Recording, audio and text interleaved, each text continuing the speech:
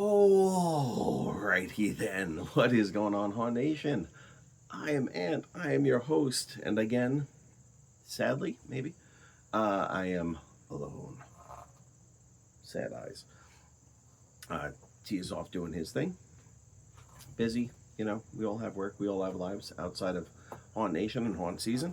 So, um, there will be some reviews with T coming up. We are planning a weekend. You will see those soon. However, for the time being, for now, I am alone, and this is going to be a review for Horror Hall in West Nanticoke, Pennsylvania. I think that's what it's called, Nanticoke. It's a weird fucking name, man. Just so weird. So I am basically all my way through. Hold on.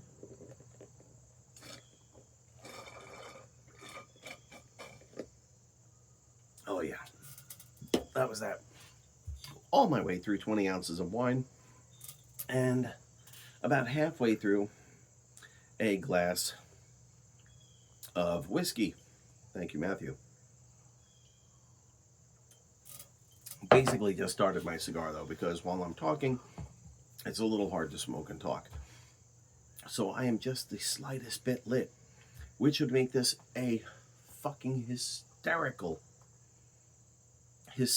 review if I were the least bit disappointed or pissed off at the place I was reviewing. However, Horror Hall in West Nanticoke, Pennsylvania, does not fit that bill. I actually enjoyed the haunt, so we will get to that in a second. So, Horror Hall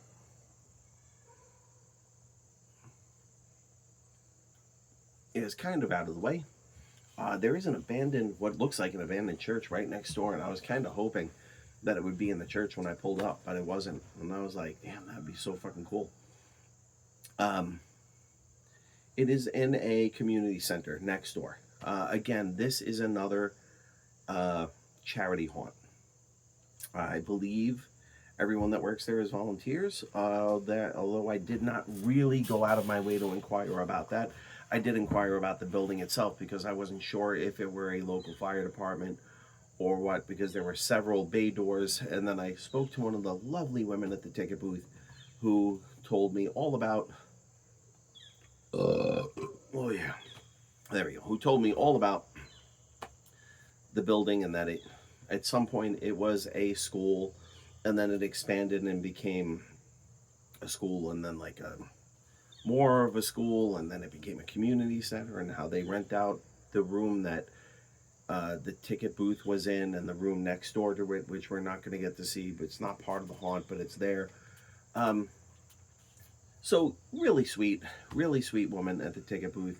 There was a person outside doing a raffle, which I don't know if they'll be there or not when you go. Good Lord. However, they were doing a raffle. I wound up with a $2 off ticket for a souvenir photo at the end, and my companion wound up with a free bubble tea. So, speaking of bubble tea, or let's go back, let's rewind, and we'll say that there is parking on site. It is in that abandoned, it looks like in the property of the abandoned church. There were some sprayed lines on the ground, and it's just a big open area. So free parking, we always love that. There is security on site watching the cars, and I would imagine directing the cars into the parking lot as well. Why do I say that? We'll get to that in a second. And then in front of the haunt itself, there was a couple of food vendors. There was a bubble tea vendor, a coffee vendor, and an ice cream truck. I will tell you that we went to the ice cream truck and got ice cream before the haunt, and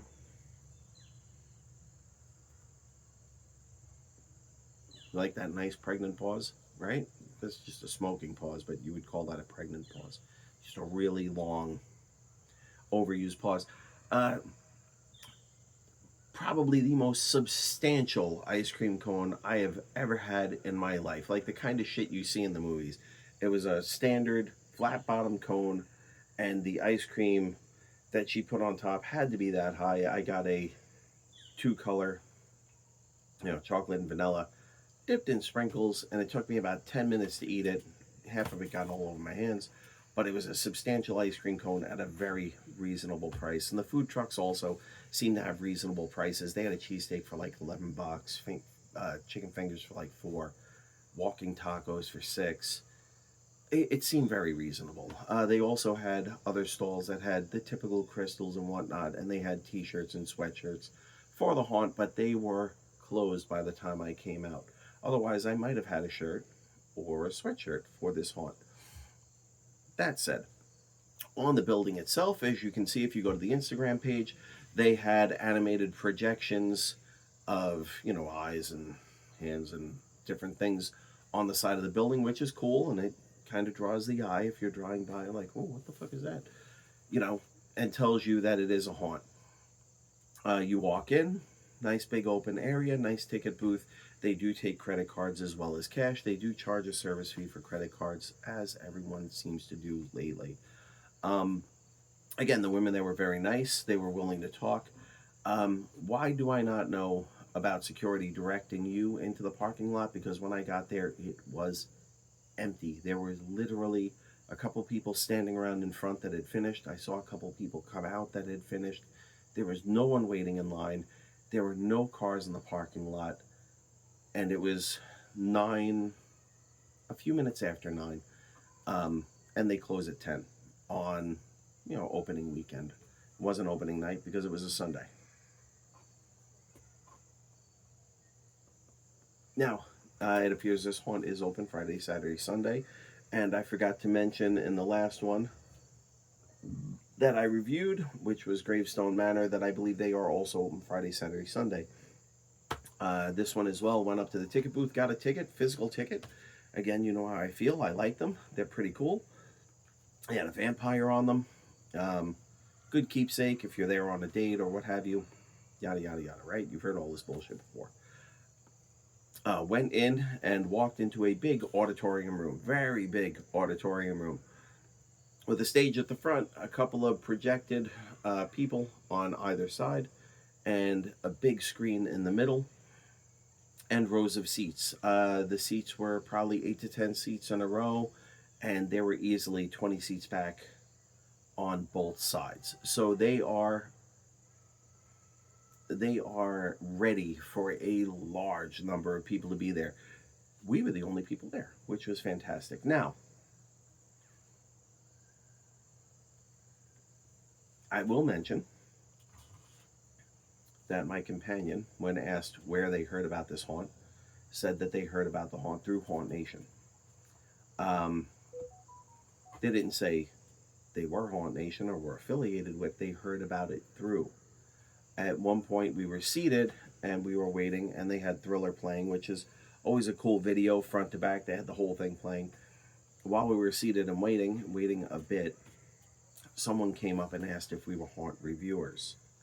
And she was like, oh, no. I just heard about it through the haunt reviewers. We're not haunt reviewers. And I'm sitting there like, oh, fucking kill me. Because we don't want any special treatment. So I'm disclosing that just so you know. I did buy my tickets. We did not tell them who we were. We did not tell them where we were coming from. However, that did occur. So she said, no haunt reviewers here. You misunderstood. I just said that that's where I heard about this haunt from. Oh, okay, whatever. They left. Surprisingly, a young girl sat with us, waiting, and then another group of about 8 kids, 6 to 8, came in behind us that were going through the haunt themselves. Was the young girl that came with us a plant to listen in on our conversations and see who we were? Most likely. And that's fine, because we really didn't discuss anything or talk about anything. We went through the haunt like we would any normal people. Now, oh yeah. Now, this is another haunt that is in the middle. It is part regular haunt, and it is part theatrical experience. So it's not one or the other. It's kind of in between, which is fine, because I've been to other haunts that are similar. Like the, what's the name of the boat? USS Nightmare in Kentucky is very similar, right? It's part regular haunt, part interactive experience, especially if you pay for the VIP. Now, this place does have a VIP, but it's just a fast pass, cut the line kind of fast pass. Obviously, we didn't need it. There was literally no one else there, which meant that we got to go through by ourselves as a group of 2, 3. Because, like I said, the young girl was with us. She was very nice. She just stayed towards the back. She didn't want to go in the front at all. She just stayed with us, and went through the haunt with us. As I said, it is a combination between a traditional haunt and a theatrical experience. There were a lot of parts to the haunt where you were walking through and it was just, space and people popping out trying to scare you. And other places where you were actually stopped and interacted with an actor before you were allowed to go forth, right? And when I say interacted with, I don't mean like a few seconds, like good 30 seconds to a minute. There were a couple scenes I can think of, like a scene that involved the fortune teller, which would demand you being in the room. Now, we went through as a group of 3, so nothing got missed. Had we gone in as a full row of seats to 8 or 10, the areas where you were sitting or where you had interaction, I'm sure everyone would have come into the room and been interacted with as a group, which would have been fine. But the other areas were set up in a way that the first person didn't always get the scare or the trigger. There were several things that I triggered being first in line that went off for the second or third person in line. So it would have been a more interactive experience for everyone. So those were definitely done well. Costuming was good, was very good. And it was better than the last place that I talked about, Gravestone Manor, which also had good costuming. So the costuming was good and it was appropriate. Set pieces, some of them were fantastic. Some of them were good, Dead space, there wasn't too much of it. I can't really talk about how groups were spaced out or the lines, but I can tell you that my group went through, and I know the group of 20-somethings that was sitting behind us went through, and I know they were real people because they actually took a photo of myself and my companion for the end. They took a photo of that group. The young girl that was with us did not have a photo taken of her. Again, further hints. I could go on at why I thought she was just there to watch us and watch over us. But our group, the other group, all had photos, and they never ran into us. We never ran into them. So the spacing seems to be done well. I don't know. Again, like I said, it was fairly empty, but the spacing seems to have been done well, and they seem to use their actors as choke points well enough that you don't run into each other. Other than that, like I said, there was a lot of animatronic stuff going on. Some actual animatronics, banging doors and things of that nature. There was a lot of visual stuff as well. Some of the giant video ghosts and the stuff inside doors that you would see. If you've been through a lot of haunts, you know what I'm talking about. So, I mean, there is definitely a lot of passion and money put into this haunt. They definitely care about it. The money goes to charity. I think it goes to United Way, if I remember what the lady was telling me. She also told me the same thing at the end, that the photos, if you buy the photo, the money goes to United Way and what have you. So again, it is a charity haunt. I would imagine that most of the people working there were also volunteers. All the actors were really good. They were really into it. I can't recall an actor that wasn't. There were a couple points where it was like, but for the most part, the actors were acting, and they were acting their particular parts well. Not too much dead space. There were a couple areas, again, that I can think of that there was space that would have been better used. But overall, like a really good, really enjoyable haunt. Was it scary? Not for me, but I really don't find too many things scary, so I'm a bad litmus as far as what I talk to. What I talked about, you know, it doesn't seem like it was a scary haunt. However, it was an enjoyable haunt. It was a lot of fun, um, and it was a good experience. They don't touch. It's a no touch experience. Same thing with the other place with Gravestone Manor. It's a no touch experience. They don't touch you. You don't touch them. Um, but all in all, yeah, I actually really enjoyed it. It was 2 floors, so you walk up to the third floor from the first floor. You do the third floor. You walk down a flight. You do the second floor, and then you walk down, and then you know, exit via the photo booth because there's not a merch booth inside, and then you leave. But overall, like just a really enjoyable experience. It seems family friendly. It seems very group friendly. You all know how I feel about 4 people to a haunt max, but this place seems like it would have done well with larger groups of 6 to 8. Past 8, you know, but again, I'm going to be a little more lenient because it is a charity haunt, and they've seems that they've been around a while. It was a good place. It was a good time. It was a fun time. I am going to give them a 7.5 out of 10.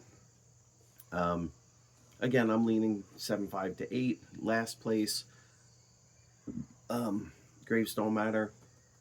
I was leaning 7.0 to 7.5. I stuck with the 7.0. This place, I'm going to leave with this. I'm going to stick with the 7.5. But 7.5 to 8, it was very enjoyable. Wasn't overly scary, but everything was really done well. You can see the passion. You can see that they put the time and money into it, and it should be around for a very long time. So, Horror Hall, not to be confused with the Halls of Horror, which is completely different direction in Pennsylvania and a completely different experience. Horror Hall up in Nanticoke, Pennsylvania. We're going to go with a 7.5 out of 10 for the 2025 season. I enjoyed it. Let me know if you did, and I'll talk to you soon.